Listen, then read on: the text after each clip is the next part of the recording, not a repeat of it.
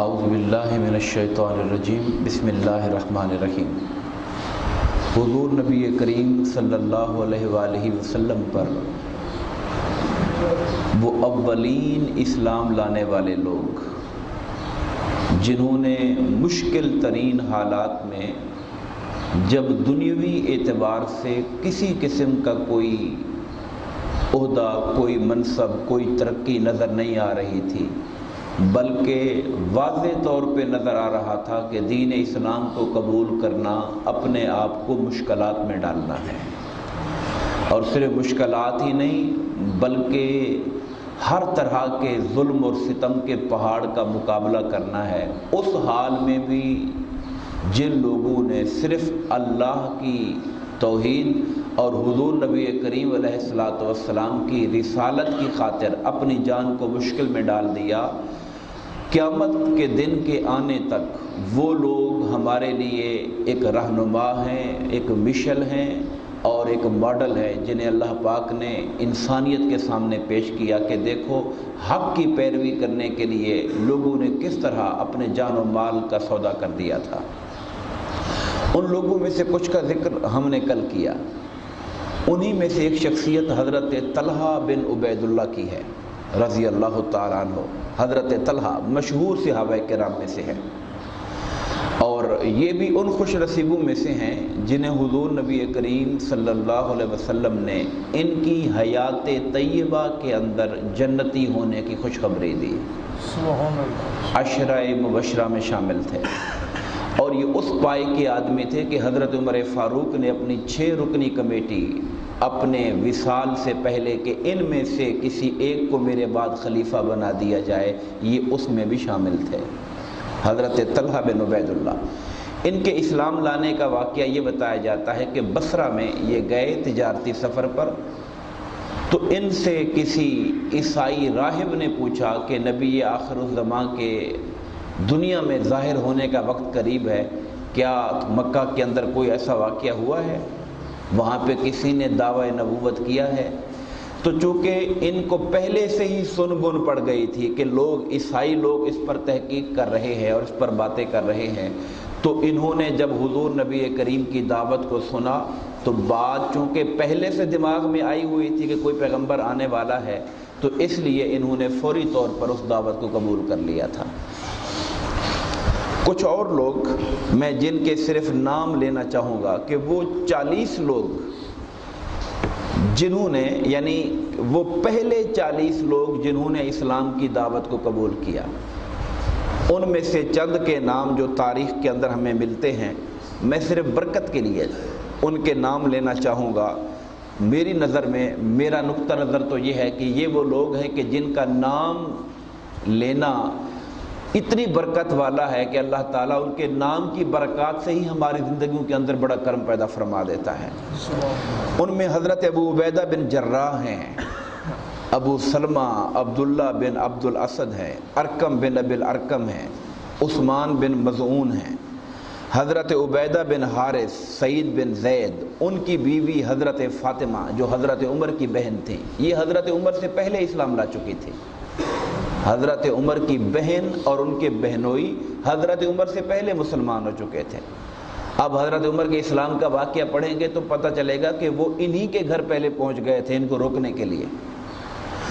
حضرت عمیر بن ابی وقاص، حضرت عبداللہ بن مسعود، مسعود بن القاری، سلید بن عمر، ان کے بھائی حاتب، عیاش بن ربیعہ، ان کی بیوی اسما، نفیس بن حذافہ، عامر بن ربیعہ، عبداللہ بن جحش، ان کے بھائی ابو احمد، حضرت علی کے بھائی جعفر بن ابو طالب، اور آپ کی اہلیہ حضرت اسما بنت امیس، حضرت حاتب بن الحارث، عثمان بن مظعون کے 2 بھائی تھے، قدامہ اور عبداللہ وغیرہ۔ یہ وہ نام ہیں جنہیں تاریخ اسلام نے پہلے سے محفوظ کر رکھا ہے کہ وہ جو 40 پہلے لوگ تھے، ان لوگوں کے اندر یہ لوگ اسلام کی دعوت کو قبول کرنے والے تھے۔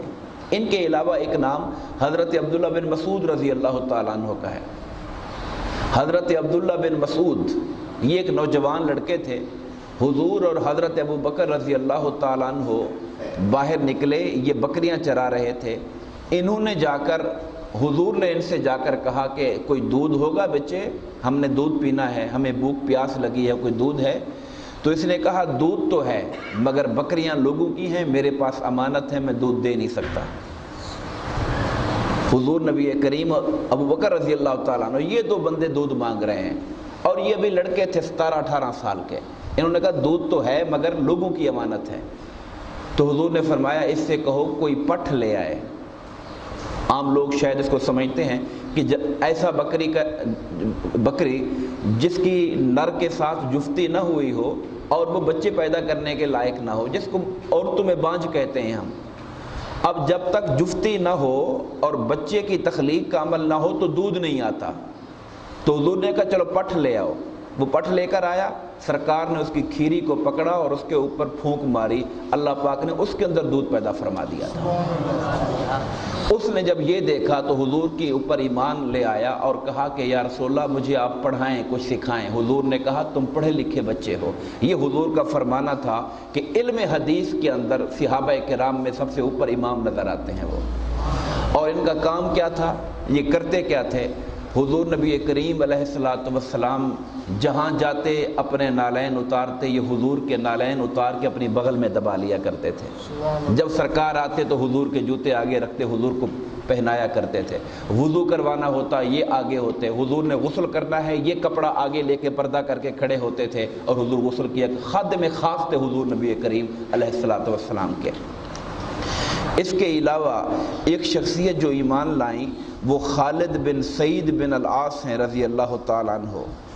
انہوں نے خواب میں دیکھا تھا کہ میں جہنم کے کنارے پر کھڑا ہوں اور قریب ہے کہ اندر دھکا لگا دوں، مگر ایک شخصیت ہے جو جس نے مجھے پیچھے سے پکڑ کر جہنم سے پیچھے کھینچا ہے اور مجھے اپنے پاس لے کر آئے ہیں۔